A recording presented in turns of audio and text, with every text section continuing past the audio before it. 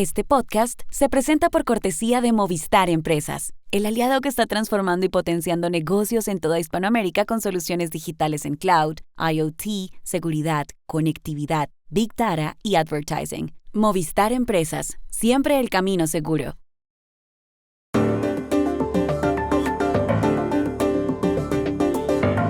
Terminado ya el primer semestre del año, hoy quisimos darle una mirada desde la distancia a América Latina. Para ello, hablamos en un foro en Extremadura, en España, con un experto, Carlos Malamud, investigador del Real Instituto Elcano. Malamud se refirió a las políticas de Donald Trump en la región y a países como México, Bolivia, Colombia, Chile y Argentina.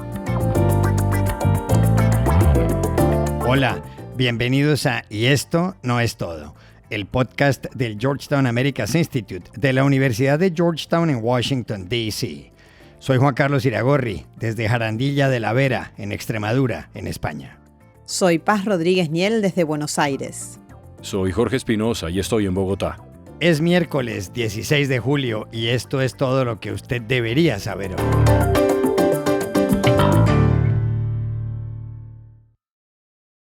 En este podcast intentamos a veces abstraernos de la noticia diaria para ver las cosas desde la distancia. Hoy es uno de esos días. En esta ocasión, decidimos echarle una mirada a América Latina justo cuando ha terminado el primer semestre de 2025. Entrevistamos a alguien que sigue lo que pasa en la región, el investigador del Real Instituto Elcano, Carlos Malamud. Nos vimos con él ayer en el foro El Nuevo Orden Mundial y el Eje Atlántico, que tiene lugar en Extremadura, en España. Para empezar, le preguntamos a Carlos Malamud con qué ojos ve las elecciones presidenciales en Bolivia, que tienen lugar en un mes, el 17 de agosto, y si cree que se impondrá algún candidato de la oposición. Ocurre en Bolivia que, primero, el partido gobernante, está muy dividido. El enfrentamiento entre Luis Arce y el expresidente Evo Morales es brutal, es a muerte. Evo Morales ha intentado, por cualquier medio, por aire, mar y tierra, ser candidato. Ha encontrado la negativa tanto de la Corte Constitucional como del Tribunal Electoral. Ha perdido el control del MAS. Y eso hace que, en un escenario también de mucha fragmentación del voto, con una gran cantidad de candidatos de izquierda, de derecha, de centro, los dos candidatos más potentes de la derecha y el centro derecha, como son Samuel Doria Medina y Tuto Quiroga, encabezan las encuestas, pero con una cuestión añadida, y es que el número de indecisos, el voto oculto que siempre ha jugado a favor del MAS, el número de gente que va a votar en blanco o nulo, pues supera el 30%. Entonces, eso más ese voto oculto a favor del MAS pueden hacer que el candidato Andrónico Rodríguez, que es el presidente del Senado, que intenta presentarse de alguna manera como el heredero de Evo Morales, aunque distanciado de Evo Morales, pues logre pasar a la segunda vuelta, ¿no? Entonces, habrá que ver quiénes son los dos que pasan a la segunda vuelta. Hay quien plantea que puede haber una segunda vuelta entre Doria Medina y Tuto Quiroga. Yo no creo que se llegue a un escenario de esa naturaleza, que obviamente confirmaría que se produciría alternancia en el caso boliviano, pero con un añadido, y es que gane quien gane se va a encontrar con un panorama político sumamente fragmentado, va a haber que llegar a alianzas en el Parlamento, si no el país va a ser totalmente ingobernable. También le preguntamos a Carlos Malamud quién ganará en Chile las elecciones presidenciales del 16 de noviembre, si el ultraderechista José Antonio Kast, la conservadora Evelyn Matei o la izquierdista Janet Jara. En Chile también nos encontramos con un panorama político sumamente fragmentado, donde hay dos candidatos de extrema derecha. A Kast lo ha venido Dios a ver en la figura de Kaiser, que se presenta como libertario, el gran partidario de Milei en Chile, que le está permitiendo a Kast de alguna manera lavar su imagen, centrar su imagen, presentarse como un tipo más moderado, ¿no? Entonces, aquí lo que va a ser decisivo, y en Bolivia va a ser lo mismo, quiénes son los dos candidatos que pasen a la segunda vuelta. También en un escenario sumamente fragmentado. Si Matei pasa a la segunda vuelta, sus chances de ser la próxima presidenta de Chile son muy grandes, porque si en la segunda vuelta Matei se enfrenta a Kast, tendrá el apoyo al menos de parte de la centroizquierda. Si Matei se enfrenta a Jara, la candidata de la alianza gubernamental, tendrá el apoyo de una parte también de la extrema derecha. Ahora, el tema está en si quien pasa a la segunda vuelta es Jara, Janet Jara, la ex ministra de Trabajo, que viene del Partido Comunista, aunque está distanciada del Partido Comunista. Y aquí primero habría que ver contra quién se presenta. Igual que en Bolivia, el resultado, sobre todo el resultado parlamentario, va a ser muy fragmentado. Veremos cuál es el techo de los dos candidatos que pasan a la segunda vuelta.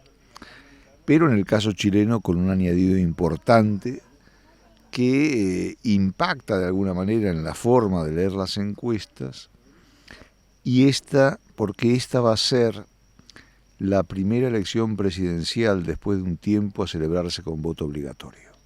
Y esto cambia totalmente las perspectivas de análisis político electoral. Lo vimos en las elecciones al referéndum el segundo referéndum constitucional, lo vimos en las elecciones locales y lo veremos ahora en las elecciones generales. Luego le preguntamos a Carlos Malamud, del Real Instituto Elcano, cómo califica la forma como la presidenta de México, Claudia Sheinbaum, ha respondido a las políticas del presidente de Estados Unidos, Donald Trump. Esa es una pregunta muy interesante, ¿no? Es decir, porque Sheinbaum ha recibido sin duda una herencia muy pesada de manos de su mentor López Obrador, al estilo de los mejores tiempos del PRI, el dedazo presidencial ha funcionado eficazmente. Morena, mucho más que el PRI, se ha convertido en un partido de Estado. Controla no solo el Ejecutivo, sino también el Legislativo y después de las elecciones el Poder Judicial.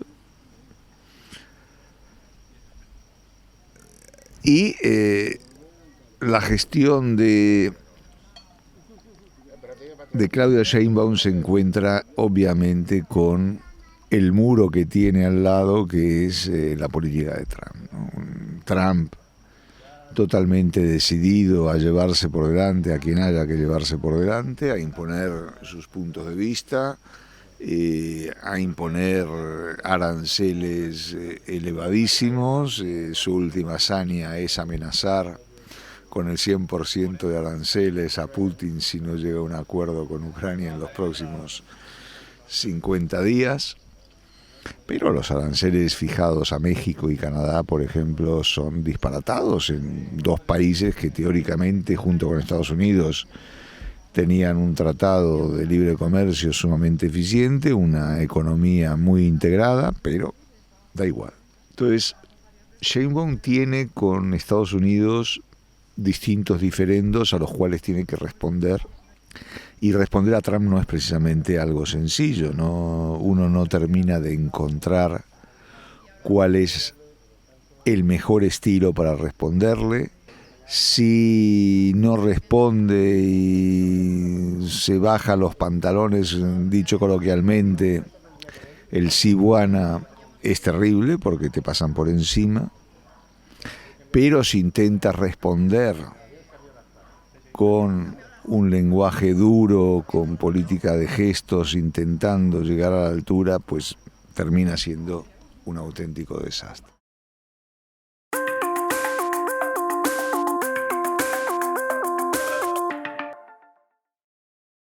Este podcast se presenta gracias al programa de apoyo al periodismo independiente del Grupo Bancolombia, porque una sociedad mejor informada está más protegida.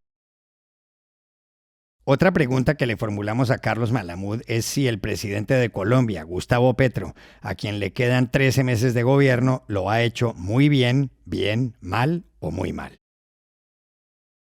Yo creo que muy mal. Es decir, Petro tenía la oportunidad de haber pasado a la historia como el gran reformador de la política colombiana. Llega a la presidencia con una gran legitimidad de origen. Logra armar, una vez que es elegido, una amplia coalición para gobernar por un lado, pero también una amplia coalición legislativa, incorporando al partido de la U, a liberales, a conservadores, más allá del propio apoyo que tenía en la izquierda. Y sin embargo, rápidamente dilapidó su capital político. Él se portó como un gran maximalista, todo o nada, incapaz de entender que la política es otra cosa, que con la alianza que tenía podía haber hecho aprobar muchas reformas, la reforma pensional, la reforma educativa, la reforma laboral, la reforma fiscal, pero nada ha salido prácticamente, muy poco es lo que ha hecho, entre otras cosas porque esa coalición parlamentaria se rompió rápidamente, de ahí que mi juicio sea categórico a la hora de juzgar su activo político, ¿no? Finalmente, le hicimos la misma pregunta a Carlos Malamud sobre la gestión del presidente argentino Javier Milei, que acaba de cumplir 1 año y 7 meses de gobierno. Yo creo que bien en la parte económica, bastante mal a la hora de gestionar el futuro político del país. Es verdad que para poder ser elegido tuvo que polarizar, para poder ser elegido tuvo que exhibir la motosierra, tuvo que denunciar a la casta, pero está afrontando las próximas elecciones parlamentarias de octubre próximo de una manera muy confrontacional. Su discurso político plagado de insultos es totalmente descalificatorio, inclusive con aquellos más cercanos y más próximos con los cuales podría armar potenciales coaliciones. Entonces, el problema es que, como ocurrió en los mejores tiempos del kirchnerismo, Milei se quiere quedar con todo, está laminando las políticas en muchas provincias, está desplazando a potenciales aliados, y esto hace que a partir de diciembre próximo, cuando asuma el nuevo Congreso, va a ser muy complicado fortalecer aquellas alianzas necesarias para seguir avanzando en sus reformas políticas y sobre todo en las reformas económicas. Y estas son otras cosas que usted también debería saber hoy. La Comisión Nacional Bancaria y de Valores de México anunció ayer multas a 3 bancos por haber hecho operaciones de lavado de dinero. A Intercam le impuso una por 92 millones de pesos, 4,9 millones de dólares. A Cibanco otra por 66 millones de la moneda nacional y a Vector otra más por 66 millones. Hace 3 semanas, el Departamento del Tesoro de Estados Unidos se refirió a esas 3 instituciones y al lavado de activos.